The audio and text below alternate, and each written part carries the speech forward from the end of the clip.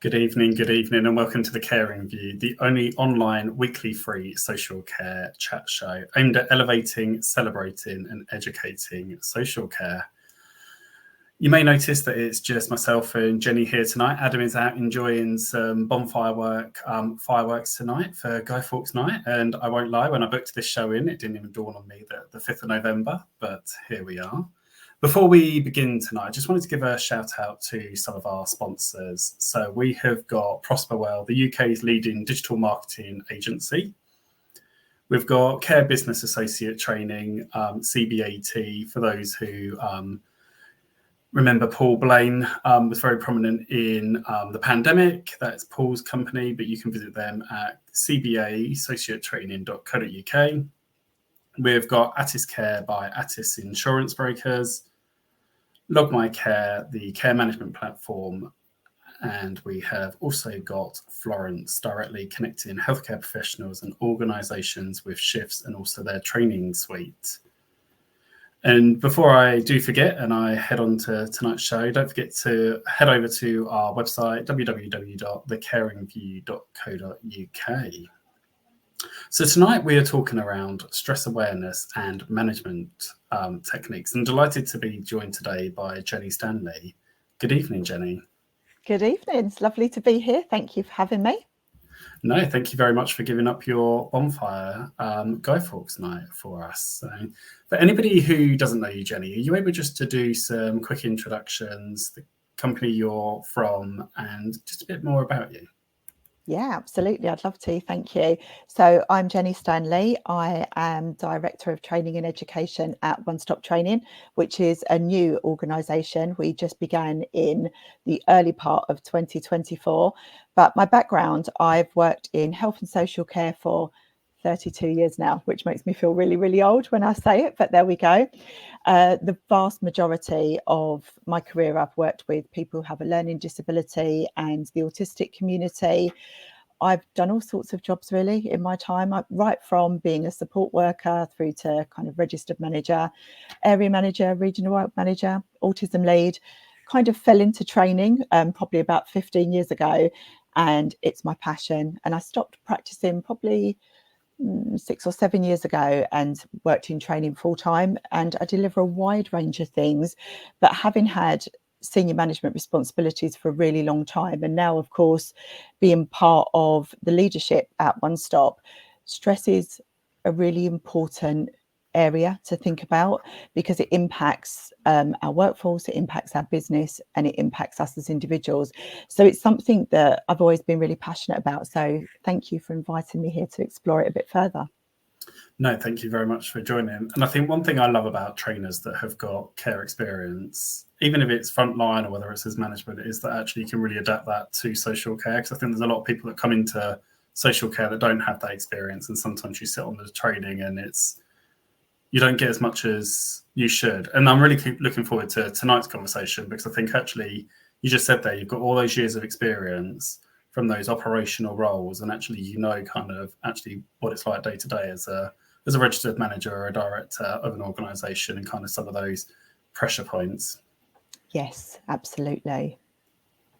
So before we begin, I just wanted to look at kind of the word stress, because I think when I was getting ready for tonight's show, I Googled what is stress, because I was having a conversation with somebody at work and they were just asking what I was doing this evening, and when I told them, and our versions of stress were very different. So I did Google it, and interestingly, there are multiple definitions. So there's the definition around the body's reaction to a challenge or a demand, but there's also the definition of a state of worry or the mental tension caused by a difficult situation. But I didn't think necessarily that's kind of, when we talk about stress, that's not the two definitions I would go to. And I don't actually know what definition I would go to if I had to think about it. But yeah, how would you define stress? I see it as a spectrum, to be quite honest. Like many things in life, I think there are a lot of different interpretations, and you can be stressed in a way that is positive and useful and helps you to harness that energy. So I'm thinking of things like, oh my gosh, years ago, before my driving test, that stress and that anxiety is what gave me the adrenaline to get through that driving test. You know, sometimes stress can be something that we can positively harness, but only if it is for something that's quite short term. And then I think at the other end of the spectrum, we've got stress that falls over into distress, where it causes us to feel an impact that impacts us physically, it impacts us emotionally, it impacts us psychologically, maybe even spiritually. And I think we often don't think about physical stress, but I have certainly, particularly as I've got older, realised that I'm quite vulnerable to physical stress. So I really resonate with physical stress. But I definitely think it's a spectrum, and I don't think all stress is bad, which is probably quite a controversial thing to say, and it's probably the only positive reference I'm going to make to stress this evening. But let's just put that out there to say it's not always a bad thing, and we can harness it as an asset in some situations for a short period of time. I definitely think you are right. It can spur you on. I think that comes to probably later on in our conversation around recognition and awareness and how you then utilize that to benefit yourself.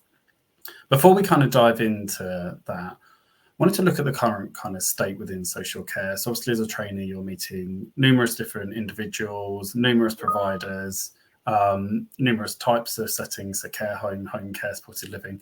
What's the current state at the moment that you're kind of seeing, that you're hearing from the people that you're training and supporting? It's a wide range. I think there's a lot of frustration, a lot of stress that is caused by frustration. And I think that's probably the thing that I see replicated over and over again. And it's not any one type of frustration, it's lots of types of frustration, but very often frustration around lack of resources for the people in receipt of care. And I think that's where I see staff really struggling, when they feel that they are unable to support the people that it's their job to support in the way that they would like to support them, because of difficulty accessing health or inequalities in health, or not enough resources to be able to meet changing or arising needs. But I also think there is a lot of that long term, we've been short staffed forever and it's become a way of life, and the stress, it has been normalized, and I think that's quite dangerous. No, and I think before we kind of went live tonight, we were talking around some of those pressures there with staffing, and actually how that then impacts actually the care that's being received from the individuals that we're caring for. And I think that is a vicious cycle, because actually we then don't deliver the care that we know we can deliver and want to deliver. Then we feel guilty, which in turn then spirals into, you know, something else and manifests itself. And I think for me, if you're working in an organization and you're listening either tonight live or you're on catch up and you haven't got that staffing and support, then you need to raise that. And I think one thing we spoke about, Jenny, a couple of weeks ago was actually, if you're working for an organization, you should feel like you can put your hand up and you should be able to talk freely around some of those concerns.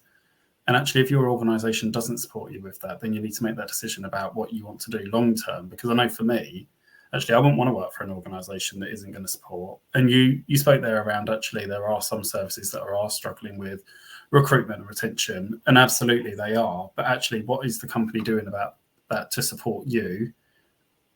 Are they putting money into that recruitment? Are they investing in, obviously, the staff to prevent that retention? What are some of the things you've kind of seen that have worked well in terms of those staffing, if that's something you're hearing? Certainly some of the things in the past that I've found to be really effective are coming alongside managers in particular who might be really struggling with staffing issues. I remember once when I was an area manager, I had a staff member he was a registered manager of quite a large service, and he was rock solid. He never complained, got his head down, got the job done. And he phoned me up one afternoon and said, Jen, I'm on my knees. I need a new senior. We're really struggling in the senior team. So I said, okay, leave it with me. And I went to a sister service just down the road, because this is quite a big company, and said to the manager, I just need to borrow one of your seniors for 3 months secondment, because that stress that I heard in his voice on that call, he needed a practical response. He didn't need to vent. He didn't need to have a long-term strategy. He needed something that was going to solve his problem next week, next day, within the next few hours, so that he could populate his rota and actually have some time off. So I think it's really important to understand the context in which people are sitting with stress. Sometimes it might be very short term. So certainly another time, I was supporting, again, another manager who had somebody who had a learning disability, was quite young, who was at end of life. And that was because the circumstances very stressful for that staff team and that manager. So just spending the evening in that service with those staff, making people a cup of tea, being there, just chatting, just physically being present to give a little bit of support. It doesn't change anything, but I think showing your face and showing up for people is really important. I think in terms of recruitment, it's really important to look at your geography and to think about what your local competition is, because we all know that it's very easy to find jobs that are more well paid than in social care in particular. So we have to look at what is the minimum wage within your locality, because it might be that you are next door to a big organisation such as Amazon, and they might pay quite well. And actually then whatever it is your organisation is offering maybe can't compete.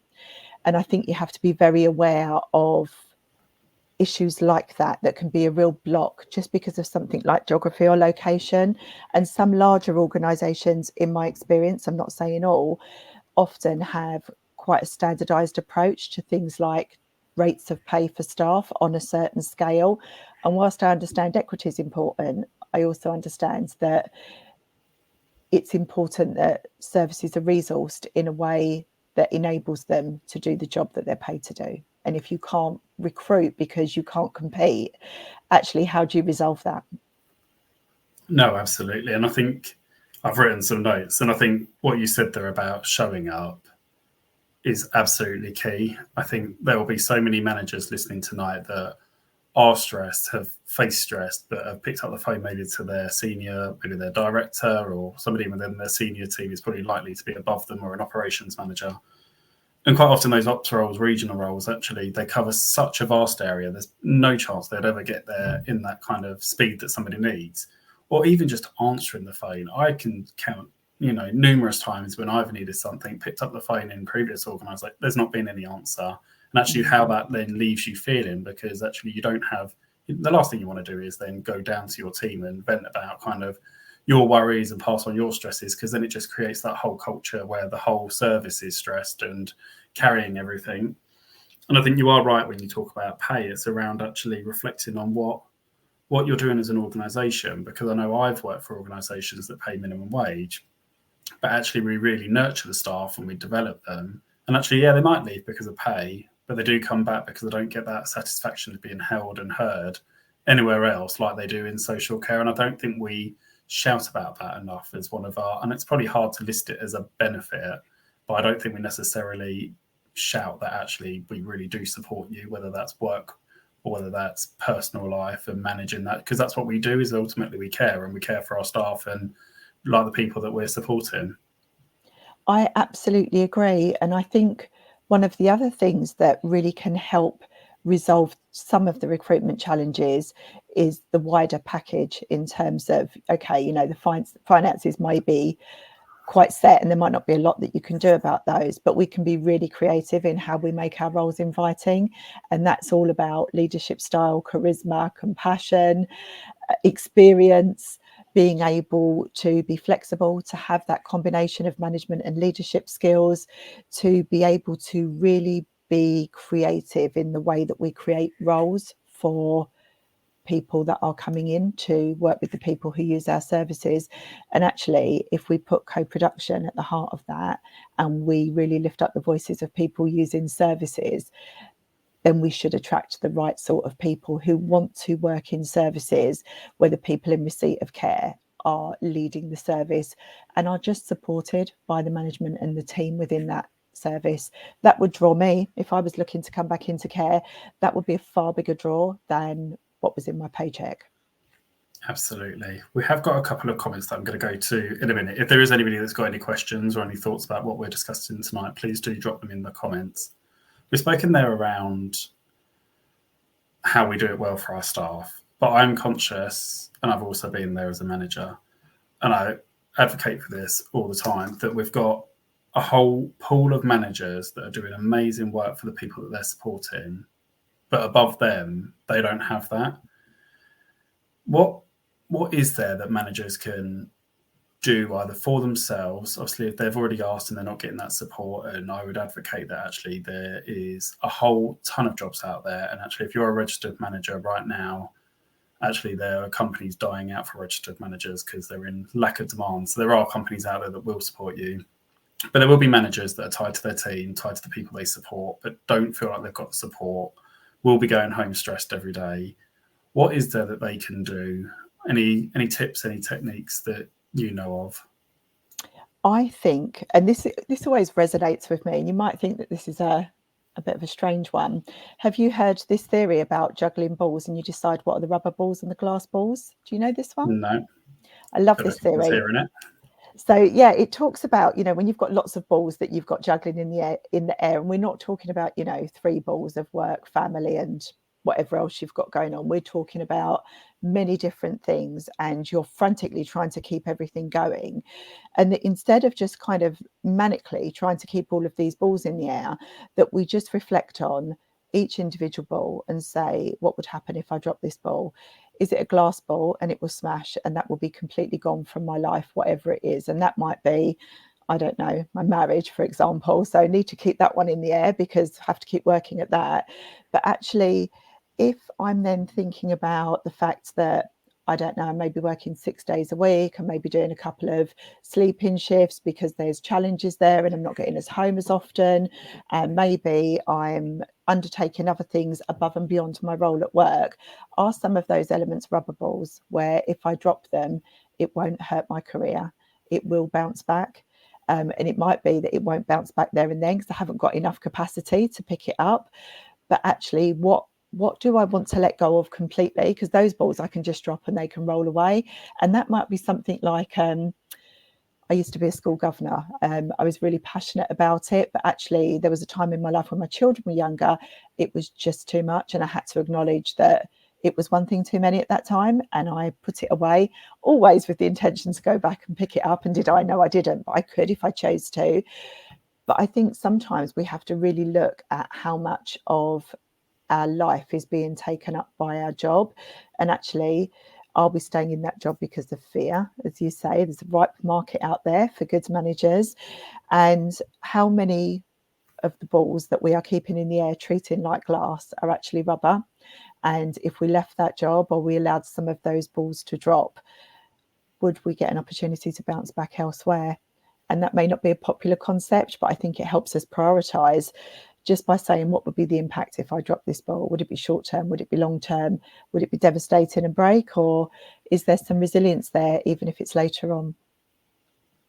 I really like that. And I think one thing I wrote down as you were talking is that we're all replaceable. And I know that sounds absolutely horrible. And I think I've always given 110%. And I think I kind of look back over life at about the time I've missed. And I've been married nearly 15 years, but I don't feel like I've been married 15 years, but actually how much my wife has let me just work and has kind of sacrificed like those holidays and everything else. And I also think about the time that I've missed with my own children and kind of those bits and pieces and the school runs and all those.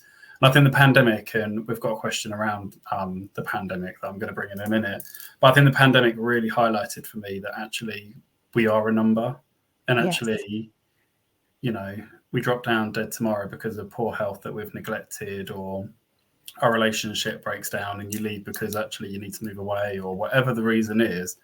Actually, tomorrow an advert will be out, next month somebody will be in your job, and that service continues, that organization continues, but that you're left picking up the pieces from your own personal life that you've not necessarily prioritized. Absolutely. And I'm a firm advocate, Mark, of having strong boundaries. And I think that's one of the things that we're all vulnerable to in health and social care, is that we bring who we are to work. You bring your personality, your interests, your life experience. But because of that, and because we are caring people by nature, otherwise we wouldn't work in the industry, we have to be really careful that as managers, we don't end up being mums and dads and agony aunts and, counsellors and bereavement coaches and all of those things that actually are well beyond the remit of our role. And to help manage your stress, in my opinion, you need to set your stall out really clearly as to what your role is and what your role isn't, so that you have the ability to be effective at what you can do, and you're not distracted by the things that actually you don't need to do, but people expect it of you because of your nature or your personality type. We do need to protect ourselves a little bit there, because I think we can be too giving. No, absolutely. And I'm going to pop a pin in there. And I do really want to come back about setting out your stall and around employers' responsibilities and bits. I'm going to dive into the questions that are in the comments, and then we'll come back to that conversation. So Emily has said, I like the idea of stress enhances performance mindset. Our perception of stress can actually change how it affects us. I know this is something we spoke about at the beginning of the show. Are you able to talk about how actually we can turn that stress and that anxiety and that drive into actually how it can drive us forwards in our day-to-day kind of work and personal life? Absolutely. I think I'm just seeing this image in my mind, and it's a visual that I found on Google once that talked about, doing what you always did. And then outside of that is where the magic happens. And stress can help you achieve that. It can help you be brave. It can help you to think, we all get that imposter syndrome of, oh, I'm not good enough, or I won't be able to do that. But actually you are good enough and you will be able to do it. And if for any reason it's not right for you at the time, just come back to it later. I think we put a lot of pressure on ourselves to not fail. And actually, as a manager, one of the things I really learned quite early on is to accept that I will fail, and to talk about that and to share it with my staff team so that they feel okay about failing too. And that in itself really reduces stress, because if you stop expecting yourself to be perfect, you don't get as stressed about it.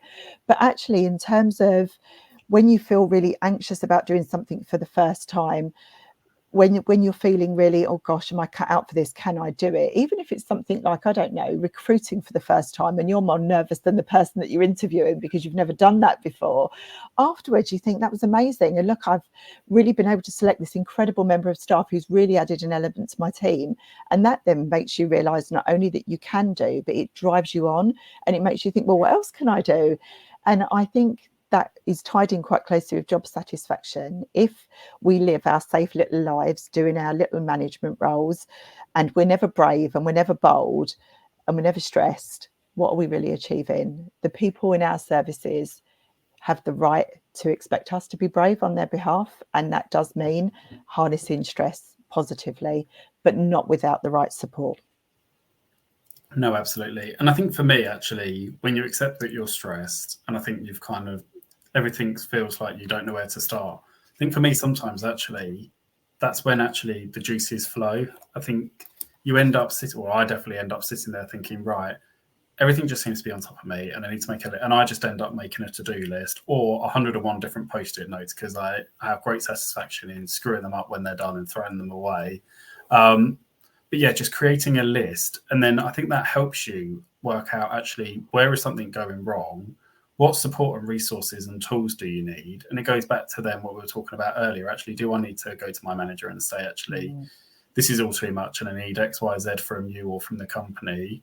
Do I then learn to delegate and get half those tasks off to other colleagues that I work with, because actually I know that I can't? And I think then it just forms that communication, because I think once you've accepted it and you've realized actually what you then need to do to overcome it, I think then you're more likely to then go to other people and start being honest about actually the expectations and the realization of actually what you can and can't do.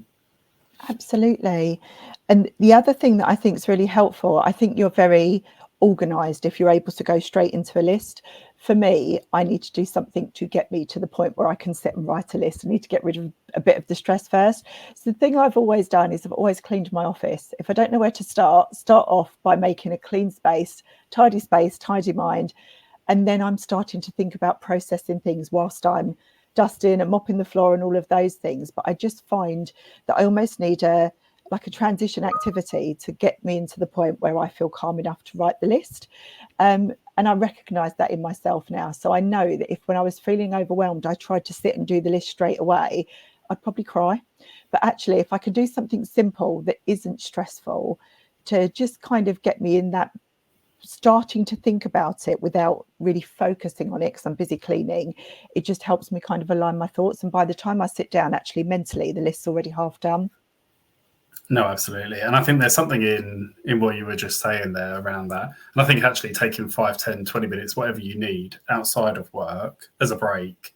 And I think all of us that work in social care, none of us, whether you're a support worker, whether you're a domestic staff, a manager, nobody ever seems to have their allocated break times. So actually, why not just take an hour if you need an hour out of your day, as long as it's authorised? Don't want to go out there just setting everybody up to fail. But actually, the time that you need to then come back in with a fresh mind. And one thing I find is all of the jobs I've ever had have never been just down the road from where I live. And actually, I find that driving time a great time for thinking. I spend more time thinking about actually what do I need to do. And I think actually if I'm stressed, if I'm, say, working at home in the morning and I need to go to the office, and I find that drive to an office, because mine are about an hour away, actually by the time I get there, I've thought about everything I need to do, a bit like what you were saying, then you can start breaking it down. Yes. I think it's really healthy to do one thing while you're thinking about something else, because it's not as impactful, because you're just kind of doing it almost on a subconscious level, so you're not putting yourself under the same level of stress. And I think it's just it eases you into it, instead of right, I'm going to force myself to sit down and really start planning. That can be quite hard if you feel that you don't know where to start. So easing into it with a transition activity, I always think is really helpful. And if you're doing some cleaning, it knocks one of the jobs off the list for the weekend. Exactly. Okay, the next one is a bit more of a meaty question. So this has come from Tina. Do you believe that post-traumatic stress disorder is now in care, especially post-COVID? I believe in my work with clients, care staff are still suffering with after COVID years, where they have been left without support and recognition, let alone recovery. What are your thoughts on this one? Do you know, I'm not sure that we will ever really recover from the things that we saw and the things that we witnessed during COVID. Certainly vicarious trauma, absolutely. Maybe complex PTSD as a result of those, day after day, seeing those same problems and maybe feeling so isolated on top of that. I'm no expert in PTSD, so it's very difficult to comment, but certainly I would expect that there are still staff who are very traumatized by that. And actually, we probably have a responsibility to address that, because we are quite a long time after COVID now. We are back to normal. You and I were talking about this the other day, Mark, saying we can't keep talking about COVID as if it's still present, because it isn't. We do need to kind of say, okay, let's move on from that. Obviously, I know it's still here, but I mean in the same way that it was during lockdown and the pandemic. But I do think that those lingering effects, they need to be addressed, because if we're still seeing them, that's not going to change unless there's the right support. And I think COVID especially, it's like a one-off. And I know for me, like, I obviously left my family. I definitely have something, like, even when I saw that comment popped in, like, it triggered me. And I don't know, any mention of COVID does. And I feel like I kind of lost a year of time with family and my kids and my wife. But I've had that support and I've talked about it with professionals and gone through that, but it still is there. And I think you are right. I don't think that's ever going to leave us because of what we went through. And I think it's still, even though we're like 3-4 years down the line, it still feels like it was yesterday, because it's still all over the media talking about a new case, a rise in there. They still talk about the jab, and I think one country's just banned the jab because of something. No sooner have you thought, actually, that's it, it's then back in front of you, either on your social media or on the news. And I think it just brings all of it back up. But yeah, I think as an organisation, and we'll come to about organisation responsibilities in a bit, actually you do have a duty of care to know kind of what your staff stress points are. And actually it might be that they didn't even work for you during the pandemic, but actually if that's something that affects them, you should definitely know about it to be able to then support them through it. Absolutely. Absolutely.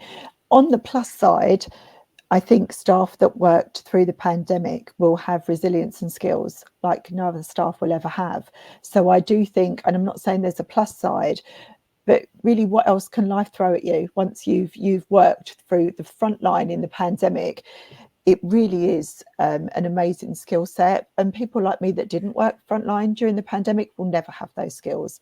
So I do think that for people who probably are still very traumatized by what they saw, the thing to maybe hold on to is, first of all, how brave and amazing the work was that was done.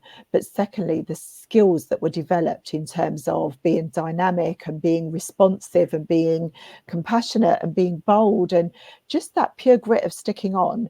There's a lot of people that didn't. No, absolutely. And I think when I talk to managers that have been through the pandemic managing and are now worried about something or are stressed about, I take them right back to that, because I think actually if you managed through the pandemic when the regulator disappeared, your local authority likely disappeared, your company probably likely disappeared, actually it was just you and your team, actually you can get through that. You can get through whatever else is happening, that your roof's fallen in or the CQC have just turned up at your door and they're not being great and supportive. Because actually those things are all minor in comparison to 3-4 years ago through what you actually went through and dealt with. So, and I think sometimes that reflection, because we work in such a fast-paced sector, I think sometimes you don't think about actually where you've been or the journey you've been on. You're just kind of in the here and now and the current. And I think we tend to be, as people, not good at acknowledging our own skills. And I think it's probably, as you say, very difficult for people not to feel triggered by that and to really acknowledge that you've really grown and developed a skill set that is unique as a result of it, is probably something that a lot of people haven't really thought about, but it's true. So there are things that come as well, alongside the trauma. There are the skills and the development and the resilience. And I guess it's what we were talking about earlier, actually, how you harness what you've been through and what you're coping with, and then turning that into a positive out the other end. Yes, absolutely. Or even just learning, well, I won't do that again. That's still learning, isn't it? It's still something that you can take forward. I think failure is just as important in terms of learning as success. Oh, absolutely. Absolutely. So Paula has said there are external types of support. It's always worth asking your provider if they will budget for that support before just leaving. Sometimes providers and owners are blind to their registered managers' needs. This is something we were obviously talking about earlier, and I think a great reminder there, Paula, that actually before you do up sticks, you do definitely need to be raising what you're going through, the support you need, so that actually your organisation has a chance of doing something. But I also think utilise, if you are leaving, things like exit interviews. Nothing might change, but at least you've given that feedback on actually why it hasn't worked for you and how they could implement something in the future. But yeah, I think there's probably a lot of directors, senior teams, organisations that might not necessarily know how their staff actually feel. I think in addition to that, often there can be a lot of fear around, well, I'm just going to assume that everybody is stressed because it's more likely the person's stressed than they're not. But actually people don't know what to do. So we'll just do nothing and hope that that person keeps quiet and cracks on because we don't know what to do. So I would definitely encourage, particularly managers who are feeling really stressed, don't just ask for help, but go and say what you need. Go and say what you want. You know exactly where your biggest stress points are, and your line manager's perception of what is stressing you might be very different to the reality of what is stressing you. So think about what it is that you need and don't be frightened to ask for it. It might be that it isn't achievable, but then at least you'll know you asked. No, absolutely. And I know I've definitely spoken to you about this before around actually, a lot of the senior team, I quite often speak about leadership and management. And I think as registered managers, we're definitely in that kind of leadership boat, so to speak, in terms of nurturing, being there alongside our staff, jumping in when's needed, and being one of the team.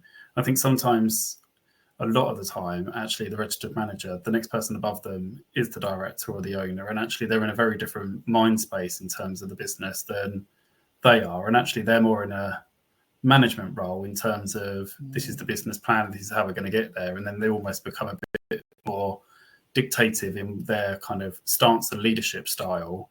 And actually I think sometimes that human element gets forgotten because they're so heavy in the business, whereas actually, like Paula has said, actually if you remind them of actually what support you need and how you need that, and sometimes I think it is you need to give them actually how they need to do that to support you, because I think, like you just said, actually they might not realize, or it's not natural for some people to even talk about supporting one another still. Absolutely. Often I think people are very frightened of having the feelings conversation, because open the can, worms everywhere, nobody knows what to do about the worms. People often don't feel that they have the skills to have those conversations, but hiding from a problem isn't going to make it go away. So if you don't feel you have the skills, let's find out who has got the skills and connect and work in partnership. Absolutely, collaboration is key. So Emily has said, it's so important to prioritize our well-being. I think it's valuable to start breaking down what I like to call the work-life. I'm not going to pretend I can say that word, especially for those of us who are passionate about our work. There's way more than just these two elements in life. Just because everyone is very stressed doesn't mean that being very stressed is okay. Absolutely. And I think work life was one of the things I wanted to speak to you about, because I think we hear about work-life balance. I like to call it life-work balance. I like to flip it on the head, because I always feel like we should put life first, and I don't necessarily do it well myself, but I like to preach to everybody else that we should have a good life-work balance. Is there ever such a thing as a work-life or a life-work balance? Because I know I've definitely fallen, like I write about it all the time and I kind of talk about it all the time. But actually, I think we just set ourselves up to believe that there's this amazing place that you have in your life that is this 50% work, 50%. And I don't think any of us, just because of the way we are as a society, unless you're fortunate enough not to work, I don't think we ever really get that balance and that true harmony of I feel like it's just that we're all taken down a garden path on a false pretense that this is what we're going to get. What are your thoughts around work-life balance? I don't feel like I worded that very well. I feel like I kind of went off on a tangent then. I totally got there. It was very clear. It's great. It's a really interesting one, because I don't see it as a static thing. I don't think it's something you either have or you don't have. I think there will be days, weeks, months where I either have it or don't have it, and it's ever fluctuating depending on what's going on at home, what's going on at work, what the opportunities arising. I think even now in training, one of the reasons we started One Stop was so that we had control, and I had complete control over my work-life balance. Have I done it successfully? Not a chance. But I do think what I've noticed is to take the opportunities to spend more time in the life area when I have the opportunity to, instead of saying, oh, good, it's just opportunity to add 20 more things to my to-do list, which is my nature and is probably the nature of every social care manager, is if you ever start to make progress into your to-do list, you just think, well, what else can I add on there? Instead of saying, I've achieved that, now I'm going to take a bit of time out or have a rest. I think we tend to be people that go, great, what else can I add? And we put ourselves under stress. And one of the things that I'm still trying to learn to do, but I'm definitely getting better at, is by saying, what will happen if I don't meet that deadline? If I don't apply for that tender, is it going to be the end of the world? And I've started to say, I'm just going to push that back and give myself permission to do that, instead of following my instinct, which is to heap as much as stress as possible on myself. And then, of course, there's never any work-life balance. So I often find, for example, things that really help me is, if I want to do a piece of work, I will not do it in working hours, because as soon as I'm online, everybody can see I'm online and wants a piece of me. So I might sit on a Sunday afternoon if I've got a specific piece of work to do, when it's quiet, and I can get my head down for a couple of hours, because I won't have Teams ringing, I won't have my emails pinging, and just that lack of distractions helps me to be really effective in that time. But then it might be that on a Tuesday, well, I might say, okay, I've got no meetings this morning, I'll take a morning off, because I can take that life bit back during work time, because I have that flexibility. And I think in a post-COVID world, a lot of us have that flexibility. We need to move away from this life happens outside of the office. It doesn't necessarily need to. Sometimes you might take some time to work at home, and it might be that you do a day at home at the weekend and you take a day off during the week because your deputy's there. So a bit of flex. Yeah, I used to love working at the weekend. I find that working a 9 to 5 is worse than working shifts. And I know that won't suit everybody, but I find that come the weekend, everybody else isn't working. It's 101 things that you've got to do. I go into town and it's absolutely heaving. And yeah, actually the days I used to go in on a Tuesday, Wednesday or Thursday or something, actually it would be dead and you get so much more done with your time. Yes. I think there's just kind of from my perspective is around what we've spoken about already around reflection. And I spoke earlier around actually that I don't feel like I've got a good work-life balance. But actually when I compare where I was maybe 4 years ago, my work-life balance is 100 times better than it was back then. But actually I know that I can still do more. And I think actually if there's anybody listening tonight thinking actually I don't have a great work-life balance, think where you've come from. And if you haven't already come from somewhere, how can you do that? And I think you just spoke there about actually, can you work from home to get your to-do list done? Can you work different days? I think I'm going to sound like the biggest hypocrite here, but preach what you say to your staff. Actually, if you're telling your staff to make sure they take their lunch break every day, you should also do that yourself. And I think I've got a fairly new registered manager that I'm line managing. And actually, before she was in that role, used to take a lunch break every day to go home, walk her dog. But actually, reinforcing that actually you should keep that in your calendar, because that's something that you've always done. It's good for your mental health, because actually you get out of the office, it's time to think, outside with nature. And actually not just because you've come into a new role that you've got to lose all the boundaries that you've got. It's like I'm definitely not a morning person. Like I block out from 9 o'clock till 10 o'clock to do my emails and my kind of stakeholder management bits and pieces early in the morning. It's all via email. Because actually, I know for me that's a lot better. But actually, move all the in-person in meetings and bits and pieces to the afternoon when I know I'm a lot more awake and a lot more active and alive. But I think it's just knowing yourself and sticking to those. And I think it's okay to say no. I know that in the past I've had, when I've worked in companies, I've put like an hour in for like a lunch break. Not every day, but just some of the days. But it's always the first time that somebody books in a meeting. And actually, it's okay to hit, actually, no, you're not going to that meeting, because actually you've already got that in there for yourself, because you're not going to book that meeting and then move your lunch break because there's probably something else already in there. I think we have to work out what works for us and then be strong in actually standing up for that. But I do definitely think that if you've got that from above and it's feeding down, it's a lot easier then to embrace that, rather than if it's just yourself and then maybe the team underneath you that, you've got to manage all of those different kind of levers that you're pulling. Absolutely. I think it's really good to know what your strengths are and what your areas that you're still developing are. And if the areas you're still developing are your boundaries, your expectations of yourself, we're so hard on ourselves as individuals. If we spoke to ourselves in our inner voice in the same way that we spoke to our friends, we would be a lot kinder to ourselves. No, absolutely. Absolutely. And I think it's okay in admitting that if you don't know something, they're just listening to you talking about your strengths and weaknesses. And I'm the first to talk about kind of like my own, like finances are not my forte in life. I don't think they'll ever be my forte in my life. But actually, I know I've got team members around me and it is their skill. And actually, it's okay to admit that that's not your skill and that you're relying on colleagues in regardless of what role you're in. And I think sometimes, I know if I was not like that, I'd actually really struggle on a day-to-day basis, because a lot of my role is around budgets and finances and managing that. And actually, it's nice to know that you've got somebody to lean on because you've been open and honest about what your strengths and weaknesses are. And that really helps you to manage stress, doesn't it? Because then you can delegate effectively. And I think it's really positive to say, that's not my area. I'm not great in that area, but I don't need to be, because you don't have to be the oracle just because you're a manager or a senior manager. It's fine to say, that's the purpose of team, right? Is you don't have to be a one-man band.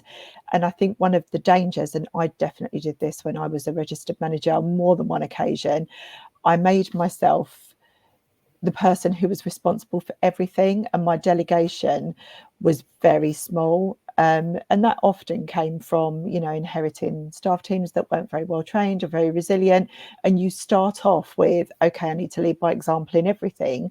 But actually, at some point, you've got to start handing back some of that responsibility. Otherwise, you end up doing it all yourself and you burn out and you leave. And I certainly did that several times before I realised that had become a habit, and I needed to consciously step away from that and really learn to delegate and use the skills of the people around me, because not only was I not doing myself any favours, I wasn't giving my team members any opportunity to develop new skills, to spread their wings, because I was just cracking on and doing it all, and it didn't help anybody. But it took me a long time to learn that lesson, which sounds crazy now, but I think you can get very locked into things that you're used to doing. Oh, absolutely. And I don't think that's uncommon. I think it's definitely happened to me. I think because you want to know everything's done to the standard that you would do, but it's impossible to do that 7 days a week. There's always going to be a time when you're not in that business, whether it's a day off, whether you're on annual leave, whether you're on sick leave, or whatever it is, and you're going to have to let go.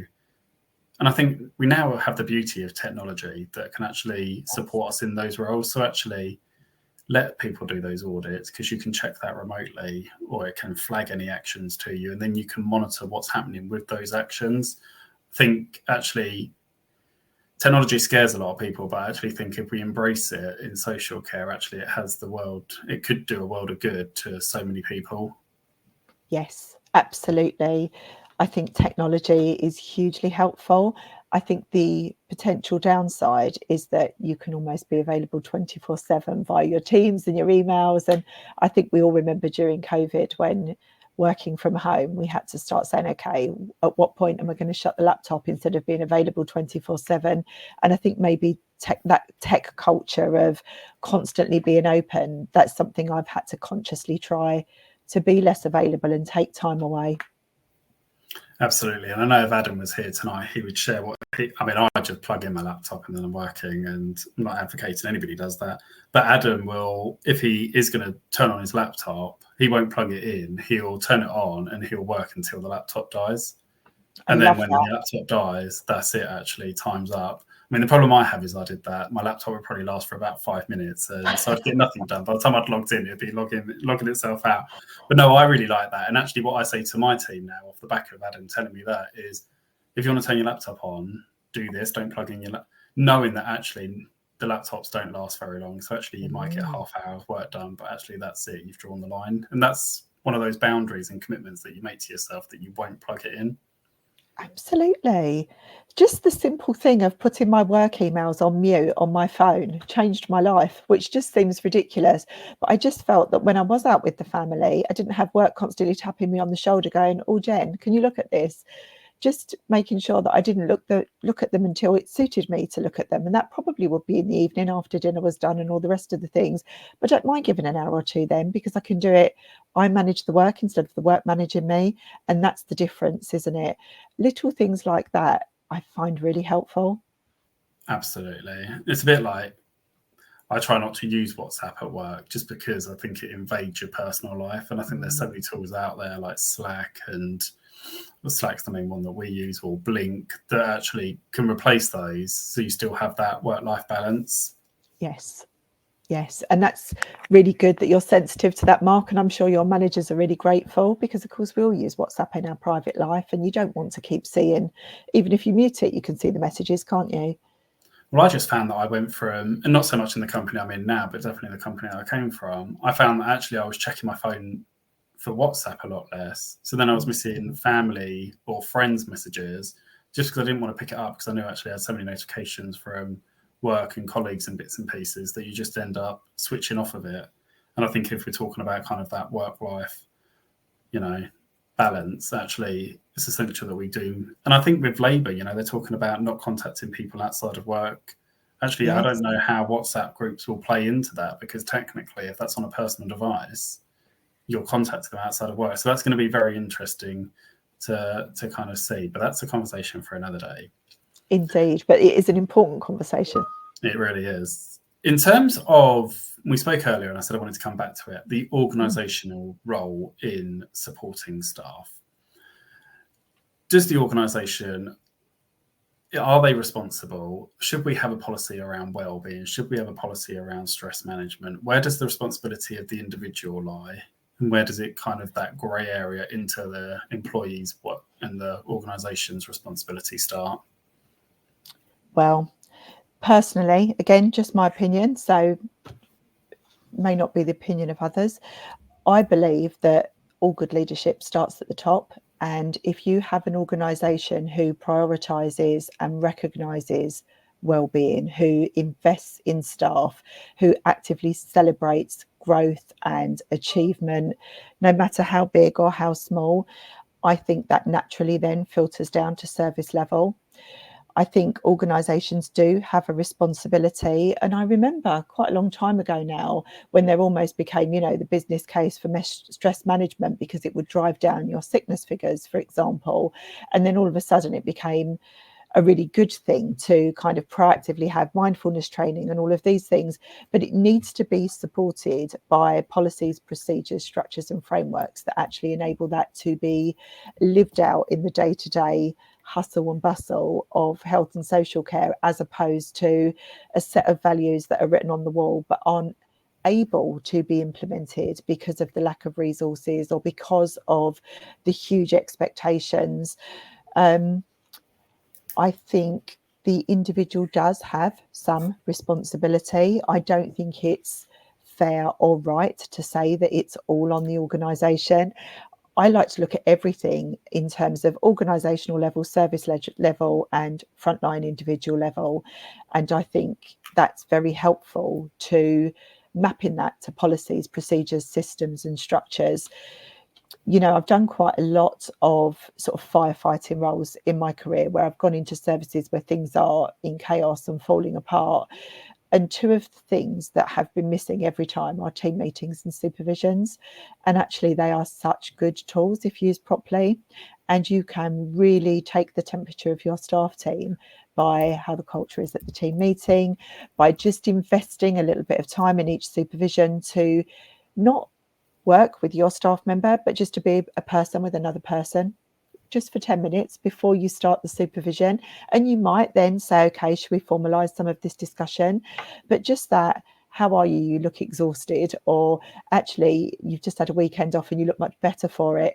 Just that general chat of, your kids were ill last week. Are they better this week?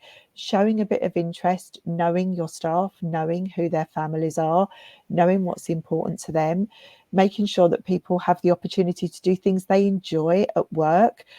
I think one of the things that is a real problem is if you are a good member of staff and you are reliable and you are skilled and you are experienced, if there are challenges in your service, you are probably going to take more than your fair share of perhaps the more difficult tasks. And that is the surefire way to burn out and lose your best staff members.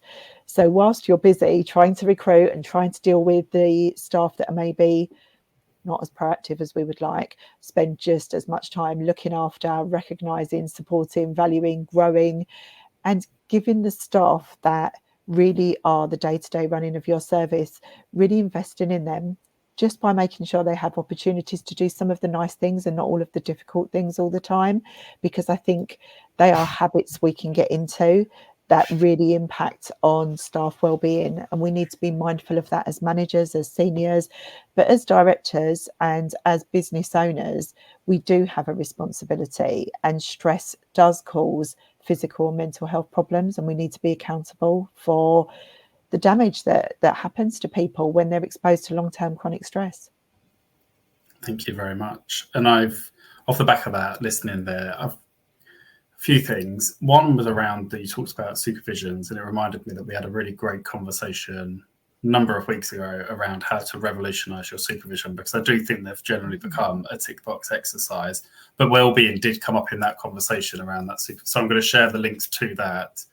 But also when I was just Googling, because I see a lot more people talking about stress risk assessments, which I've only ever worked for one company that do stress risk assessments, but I am seeing them kind of mentioned a lot more. When I typed it in, actually, the Health and Safety of England website came up, but also the CQC mentioned stress risk assessment. So actually, it's a lot more prominent and probably a lot more key to our roles than actually maybe we're aware of. And I think sometimes, I mean, I didn't realise it was on the HSE website actually around managing stress and how to do it, because it's not something that we're necessarily signpost all the time to.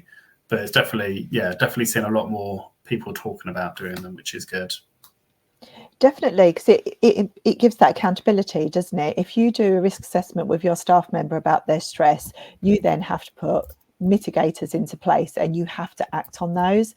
And I think that's often why we have a culture in social care where we do shy away from those, because there is not only a duty to then respond, but there is a financial implication there. No, absolutely. And I think somebody has put that in the comments around the... Oh, really? No, they've put, definitely worth investing in well-being of our staff. Happy team equals happy service user. And that's right, staff retention is key. Somebody else has, and I have to apologise that I've missed this one, but one of the lessons learned post-COVID is how essential adult social care workers, regardless of pay grade, are. At that point, I thought fair pay would be considered. We're left to see if this will happen in the future. Definitely think we need some fair pay for our frontline operational teams. And yes. I know there is, if I can find it again, I saw it on social media this morning, a petition to government around fair pay for care workers again. So I'll share that. Do you know the other thing that I think would really help if it was recognised as, almost made as a profession? We are recognised as professionals, because I always feel that social care has been the sort of ugly sister to health, and it's never had the same level of gravitas. And I think the pandemic really opened people's eyes to what a skilled job it is to be a person who's delivering care to anybody, no matter how simple or complex their needs are. And I think to talk about that as unskilled work is really offensive. And it's about time that we started to formalise the professional side of care to make people feel a bit of dignity in their work, perhaps. No, absolutely. And I know in the new year we're going to have NACAS, the National Association of Care and Support Workers, because they've got the voluntary care register at the moment, and their aim is to elevate actually that professionalism of a care worker. And I know that the Care Workers Charity also are very closely involved in doing that as well. And I think definitely anything we can do to kind of elevate that role, we should all be doing within the sector. And again, it will help with the recruitment and retention, which is obviously one of the biggest stresses for the sector.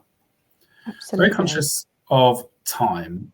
Got a whole list of things that I wanted to talk to you about. But I think one thing that stands out for me is around mental health action plans, because it's a bit like the stress risk assessment, something that I'm seeing more and more spoken about, but also more and more questions about what should people include.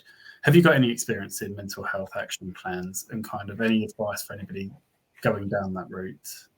I've done the wellness action plans, but not specifically around mental health.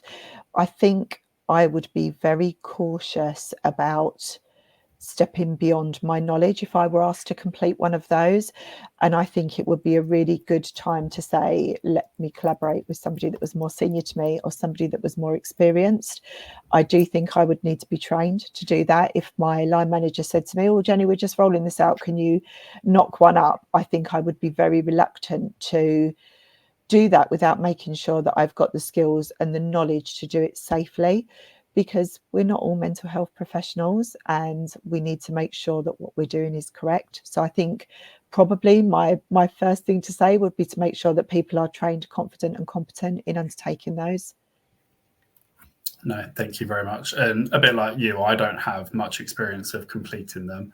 I do know that Mind have a great resource, because I see that one shared probably the most often. I'll find it and pop it in the comments.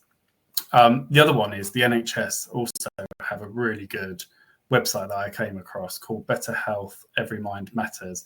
And it just talks about dealing with stress, and it's got loads of tips and links and resources. But one thing I like is it's got an amazing infographic. And I think they teamed up with, for anybody that might have seen her on LinkedIn or over on X, is Sonia Sparkles, who does some infographics, just because I recognise some of the layout. But what they've also got is a free mind plan. So it's just 5 questions that you pop it, and they're literally, tick box questions. And then it gives you, actually practical tips to help with what you've inputted.